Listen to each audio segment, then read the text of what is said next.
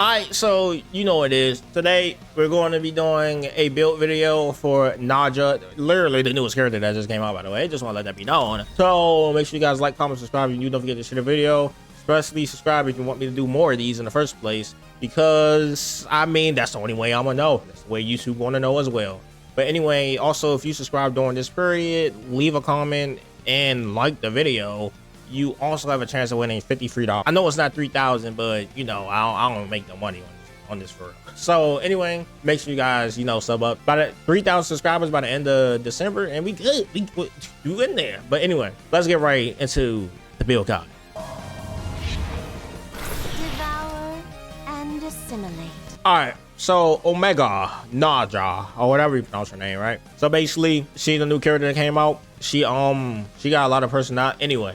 So let's get right into her stuff. As you can see, her stats right here, she got horrible crit chance. But anyway, other than that, accuracy is 242. The evasion is 244. I don't know how I got that like that. I kind of want to like have both of them be like the same thing, but whatever. Effectiveness, resilience, speed, health, a lot. You'll understand why later. But anyway, this is her level 1 trust, because I don't ever trust it out. Let's get right into the part of the video that people want to skip through, which is skills. All right, chain attack doesn't matter. It reduces speed. Oh well, you can have characters do that for you on their one. Okay, we're going past that. So like every new gacha game, or every gacha game in general, you have a Bible to read. So we're about to get through all of this. Attacks all enemies with 100% chance to grant taunt to the target for 1 turn.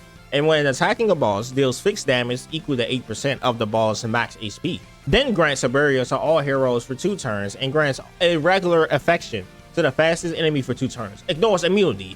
Irremovable. The skill's damage dealt increases proportion to the max HP instead of attack. Oh wow, I wonder why she got HP. Anyway, a regular infection. She can affect me, if you know what I mean. Anyway, at the start of the turn, the caster's enhancement effect duration are reduced by 1 turn, and debuff durations of all enemies are reduced by 1 turn. Applies to only 1 unit per team. If the effect is applied to a new target, the previous target effect is removed upon the caster's death. Irremovable, by the way. It taunts. We all know what taunt means. We all know what a barrier means. Okay, barrier is proportional to the health. Okay. The more health you give a character, they have a barrier, the more that barrier going to tank. Anyway, the next thing is, which is species in existence protocol. I don't even know what that says. Anyway, it's a passive, by the way. Reduces damage taken by heroes with barriers. So if the hero that attacks her has a barrier out, she doesn't really get hit that much, right? Reduces damage dealt by those inflicted with a regular effect and has 100% chance to counterattack when hit. Basically, what this means is she counterattacks when somebody that has the affection, the affection that you do with her all, if somebody has that affection, and they hit her, she will counterattack them. Which her counterattack actually does pretty decent damage. Trigger effect. On your turn, attacking a target with regular affection triggers an additional attack on all enemies. After the additional attack reduces priority of the affected target by 50%, this skill damage dealt increase proportion to the max HP instead of attack. So basically what happens is, if it's on your turn and you hit somebody that has her debuff on, she does an extra attack, which is she shoots a cannon at them. That's the thing. I love it. I love it so much. Anyway, her 1, right? Attacks an enemy and increases own priority by 20%, aka she can move herself in the priority chain. She could potentially, like skip a character's thing and then come back before, the other characters take a chance on the enemy team. But with a 40% chance, reduces the target speed for 1 turn, aka she can make them move slower. We all know what speed reduction is. The skill is the same thing, that is forced to race. So as you can see, to be honest, the way you want to play it, you pop this first, that will activate when they activate, and then you just keep using that. But at the end of the day, you go max, and max. To be honest, I'm gonna be real, I like having all these max, because I want that. I actually want that increased chance of like 20%, to be honest. So we just gonna, well, I already have it, but that's just getting weakness days. I'm tripping. As you see, I got a good amount of books now. I just don't have a good amount of those. Can you combine these? Actually, check consumables. Nope. Anyway, so basically the way it works is you pop this so that way they can get shield, she gets haunted, so they attack her max. Like, she's gonna have the max health anyway, so it's actually pretty good. So that way your units that are really squishy don't get squished on. And then also she has a whole bunch of other 2 things that revolve around her 3 anyway. And this is just icing on the cake. More deep, more you know, reduce the speed, you go faster. Ooh.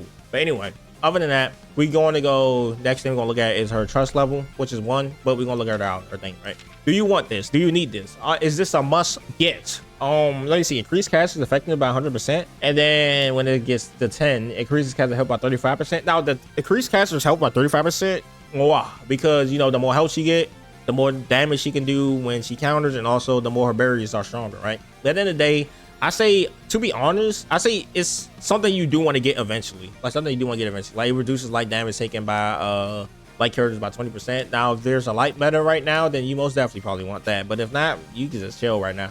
I say it's something that you want to get when you want to get it, right?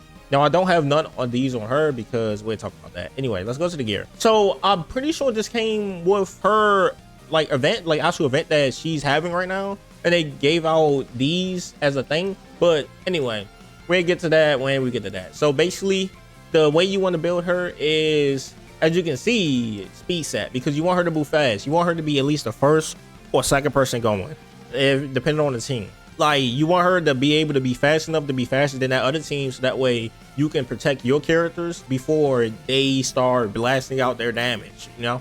Because if they end up alt control deleting 3 of your characters and she the only one alive, there's no point of doing it, right? I still hate that we got to say them words. I'm gonna be honest. But anyway, other than that, the main stats that you want for this girl is, to be honest, like when it comes to substats, because like you can't really pick the main stats on these, right? But the substats you really want on her is you want speed, because you want her to be fast, right? Obviously you want speed. But then you want some HP. You want a good amount of HP. You want some effects, just so you make sure her taunts and stuff actually land. Even though it's 100%, it's not really guaranteed. Well, that is actually guaranteed, but like certain things isn't guaranteed because like somebody can resist it, right? If they have enough resistance that overpowers your effectiveness. So you want some effect, and then also you want some resistance as well, or resilience, whatever it's called. Mainly because you don't want, like, let's say she's not fast enough and enemy team do come, you really don't want her to be stunned or like become, I guess, unbuffable, or because like, you know, the shield is a buff, and if she's unbuffable, she won't be able to shield. So basically you don't want that to happen. So you want to make sure that she at least can resist certain things. Like mine's 200 resistance is actually pretty good. She can resist a good amount of stuff, to be honest. But mainly you want to focus on the HP. The HP and the effect and resilience. I mean, that's about the max you want to do, right? Now, when it comes to her weapons, I'm going to be honest.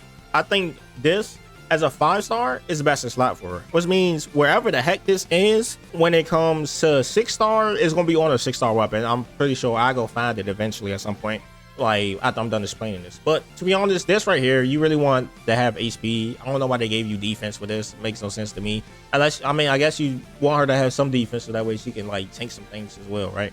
But if you really want to, I say probably go HP, just, you know, for bigger HP stat. Like big stat, go boom boom bang. Anyway, has a 50% chance to inflict taunt on the enemy target for 1 turn after attacking a single target. What this means is basically she can grant, this allows her to get taunt onto a character without her having to use her ult, because I mean the taunt will wear off at some point, right?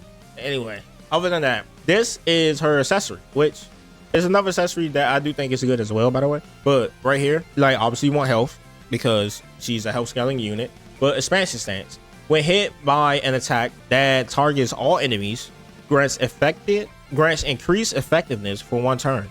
Activated only once every 4 turns. So basically, when she get hit by an attack that targets all enemies, most characters have like all enemy attacks, she grants herself effectiveness, which means she can put her debuffs on even better. So yeah, these are the 2 things right here. But let's go into the next one that I think is actually pretty good. And this is the one that, you know, does the taunt thing, by the way. If you wanted to look at it, this is how it looks. Let's go to the actual other one that I was talking about. All right, so this is the other one, which has a 50% chance to increase the priority of the wearer by 10% when hit once per turn, and it probably can go to 100. Basically, I say this is actually good as well because increases the priority, right? Which means she gets pushed up in the queue, because, you know, it's a turn-based game. So if you increase her priority and she get pushed up again, she can do another attack, which leads to a follow-up attack again. But at the end of the day, I say this one isn't really worth it, like especially since you see like it doesn't even have like a HP stat that you really, because you really want an HP stat on her thing. So I say just go for the one that they give you in the first place, which it does have a 6-star also variant also. So like whenever you get to getting these, just go get that one. Anyway, from that, let's get back to the character. All right, so we already talked about her special item. The last thing is her talisman, right? The talisman you want obviously is the thing that has health for all people. Like, I mean, it's pretty obvious. And the one that I would say, if I were you, that I would go for, it's probably one of these ones that like recover action points, if anything. Like 37 recover action points, 37. I'll probably rock this on her, to be honest. Just not with that stat. It'd be an HP stat, but I'll rock that on her. I don't really expect her to be like murking enemies. Like, yeah, main, like, or you can rock probably a Sync Charm as well, since it generates 5 chain points when using a non-attack skill. But I mean, her skill is an attack skill, so you probably don't really want that, right? The main thing I say is probably just one of these, right? But anyway, other than that, that's about it. Yeah, we went through everything. Make sure you guys like, comment, subscribe. If you're new, don't forget to share the video. She don't even the costumes yet because she ain't out. I did get her 5-star, by the way. Yes, I did. 5 stars. What the 5 stars do? Unlock burst stage 3. Well, she gets that thing. Basically, the third one of her burst thing, what it does is it basically is a free ult. That's basically what it is. Because what it do is it gives you a shield. It does a good amount of damage, and it also gives you a shield. So basically, the way that I can rock her is that I have basically 2 ults that's in stock. And where do you want her? To be honest, she's good on any team you want to put her on. She's literally a tanker that can do a good amount of damage. And if you got her 5-star, you have basically 2 protections on you, because you'll use, like, the way it works is I use her ult and then we chilling, yada yada yada. If they end up lasting long enough, or if the boss lasts long enough where it depleted my shields, I just pop her 3, and then I got the shields back for another like 2 or 3 turns. I can't remember how long it actually is, and then we just go on again. That's literally how it works. Anyway, make sure you guys like, comment, subscribe if you're new. Don't forget to share the video, and let me know what else I can do differently in here. But anyway, other than that, road to 3K. Let's go. See you later. Peace out.